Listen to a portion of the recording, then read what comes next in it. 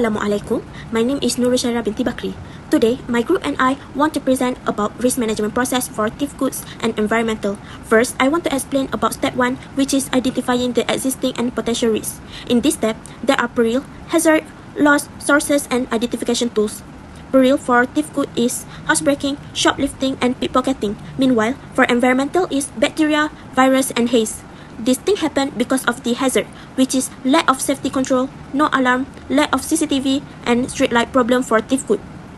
For environmental is because of the air pollution, toxic chemicals, and water contamination. The loss that happened because of this situation is loss of property damage, and cost of recovery for thief good. And for environmental is health affected, a long-term disease, and treatment costs. For sources, we choose social environment. For example, involves in social environment where thief is common things that happen in our house area. We also choose physical environment, which is polluted air and water. We have a bad effect on our health that will affect our daily activities. We use inspection and questionnaires for identification tools. For inspection, we can make an analysis of why thief often occurs and check the level of safety in the residential area. Also, check the position of CCTV, whether it is in strategic place. Therefore, for questionnaire is disseminated online or physical questionnaire to each patient that have a disease caused by hazard to identify the causes and risks that they had faced. Next is step 2, evaluating the potential risk to identify the level of frequency and severity of the risk.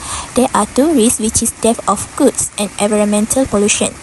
We start with theft of goods, frequency high, severity high. Our group found the cause of this risk to occur due to the lack of security supervision around the resident and also the attitude of individuals who do not care about the safety of their goods. Therefore, to reduce the rate of theft and loss of valuables is to further tighten security surveillance by installing CCTV alarm in the surrounding area and many more. And never leave your wallet, phone or property unattended even for a moment in public place. If you must leave your property, leave it to someone you know, not someone who studies or work in the area. The second risk is environmental pollution. Frequency high and severity is low. The problem of environmental pollution is created by political and social pressure to prevent pollution. Many industry sectors have caused environmental pollution. The food we eat, the air we breathe, and the water we drink are contaminated. Environmental contamination significantly contribute to non-infection diseases like cancer and respiratory illnesses. Severity is low because we can get treatment as soon as possible at the nearest treatment center to treat any diseases by doing regular health care, and we also need to make sure that our place of residence is always clean to avoid any diseases from environmental pollution. So for the metric table of theft of goods is shown in the slide. As you guys can see, for high severity with high frequency, the type of risk is risk reduction, which is some parties can reduce its financial losses by implementing measures that reduce the financial impacts of potential losses.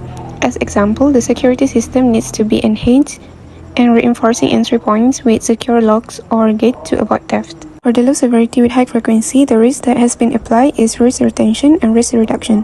For example, the owner of the house accepts minor theft like garden decorations or porches. It may happen infrequently without investing a lot of money to stop every incident. Or they can improve better lighting in the neighborhood area to make the area less appealing to theft. This describes risk reduction. Next is high severity but with low frequency. It is shown that risk transfer is the type of risk that has been applied, such as housebreaking. It is due to theft that can lead to losses of valuable things like jewelry and also can cause injury or death. The last one is the type of risk that been used is risk retention for low severity with low frequency, which is small or unimportant items like mats or trash cans are rarely got stolen thieves. This makes the resident choose to buy other items because of the low cost. Next, I will explain environmental pollution around residential areas. The first one is high severity with high frequency. It is shown that if the residential area is near a factory that releases pollutant, it will impact residents' health. So to avoid that, the resident can cooperate with authorities to relocate the factory or enforce stricter emissions controls to prevent it. Also, they can install air filters at home or create green spaces that help to reduce the impact. The second one is low severity with high frequency. As we know, small trash is often left by residents on the sidewalk or in part that causes pollution in the surrounding area. So by doing gotong royong, it can help to reduce the frequency. The third one is high severity with low frequency, which explains that flash flooding can bring pollutants into residential area that can affect water or soil quality. With that issue, flood insurance can help transfer the financial risk or property damage, while preventative measure can help reduce the risk of flooding. The last one is low severity with low frequency. It is shown on the table that when there is occasional dust or odor due to a construction project far from the residential area, this may be acceptable as it is infrequent and will not affect the daily lives of the residents. Next, we are going to explore two techniques for managing risk, which is risk control and risk financing. Okay, before we dive into specific terms, let's first define this concept. Risk control involves efforts aimed at helping an organization about risk, prevent losses, lessen the amount of damage if a loss occurs, or reduce the undesirable effects of risk on the organizations. In short, it's about minimizing the likelihood and impact of risk through proactive measures. And risk financing involves strategies to manage the financial impact of risk that cannot be completely eliminated. It's about ensuring that if a risk does materialize, the organization has the financial resources to cover the cost and mitigate the damage. First, let's look at risk control. This technique is focused on preventing or reducing risk before they happen, so our organization can avoid or mitigate losses. It involves putting systems and measures in place that help control the environment and reduce the likelihood of adverse events. Okay, first, installing an alarm system is a basic way to control risk. This device alerts homeowners when there is unauthorized entry into their home by triggering a loud sound. By notifying the homeowner immediately, the system minimizes the risk of theft or damage. Next is surveillance cameras. By installing cameras around the property, we can monitor activities inside and outside your home. Not only do these cameras act as a defense to criminals, but they also provide valuable footage if a crime occurs and helping authorities solve the situation quickly. Next, installing motion sensors and door or window sensors as an additional layer of protections. These devices detect unusual movements or any unauthorized attempts to enter through doors and windows and instantly alert the homeowner. The next one is cleaning areas such as kitchens, bedrooms, and food preparation areas regularly helps prevent the spread of harmful bacteria and viruses. The last one is creating and enforcing food safety protocols such as regularly cleaning surfaces, properly storing food, and disinfecting equipment helps reduce the risk of contaminations.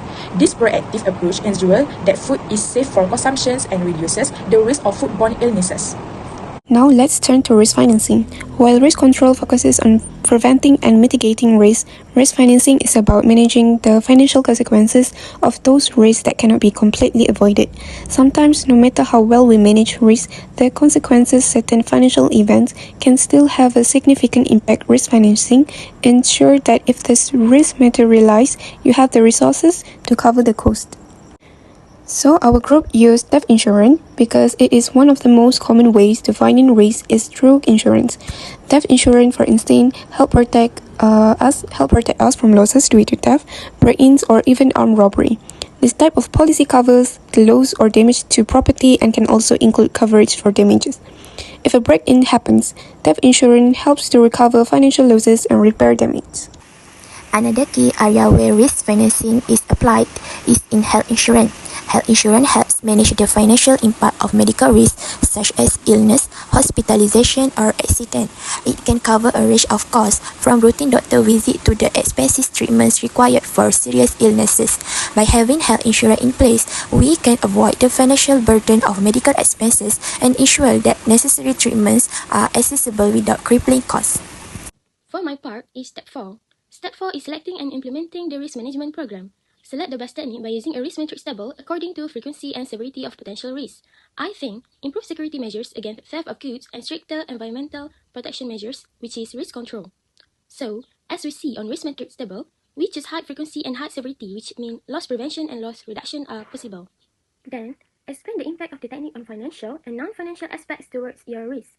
The impact from theft of goods on financial is by implementing advanced technology by installing surveillance cameras, alarms, and sensors. It requires a large initial investment for equipment and research. Then, for environmental protection measures on financial impact is by creating a food safety protocol, home sanitation. Health-related absences lead to lower productivity.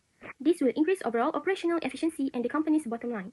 For non-financial impact, it will increase efficiency in criminal matters because there is strong evidence of the theft. And for environmental protection, with the existence of strict laws to create a clean environment, this will reduce environmental pollution.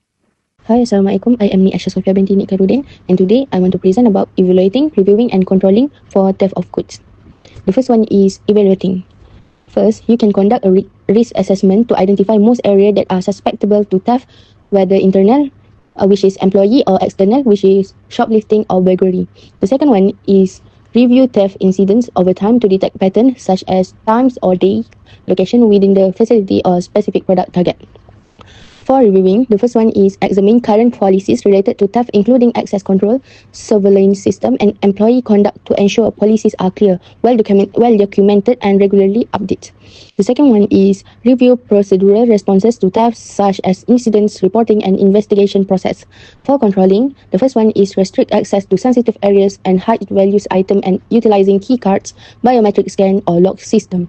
The second one is install or upgrade security camera in strategic location, especially high theft area. The third one is utilize lock, alarm, and security camera. The second one is evaluating, reviewing, and controlling for environmental pollution. For evaluating, the first one is determine the main sources of air pollution, which may include factory waste and vehicle smoke. The first one is air pollution contribute to climate change, especially greenhouse gases like CO2 and methane, and acidic rain like SO2 and NOx, which can damage ecosystem, acidify water bodies, and harm plants and soil quality. For reviewing, the first one is review the impact of current air quality regulation and emission standard for industries, vehicle, and energy sector. The second one is biomonitoring program, which is measure chemicals in human tissue like blood and urine, which can track exposure level in specific population. For controlling, the first one is monitor regularly on air pollution level through sensor. The second one is require industries to use water waste treatment plants to remove harmful chemical. The second one is invest in efficient, low emission and public transportation.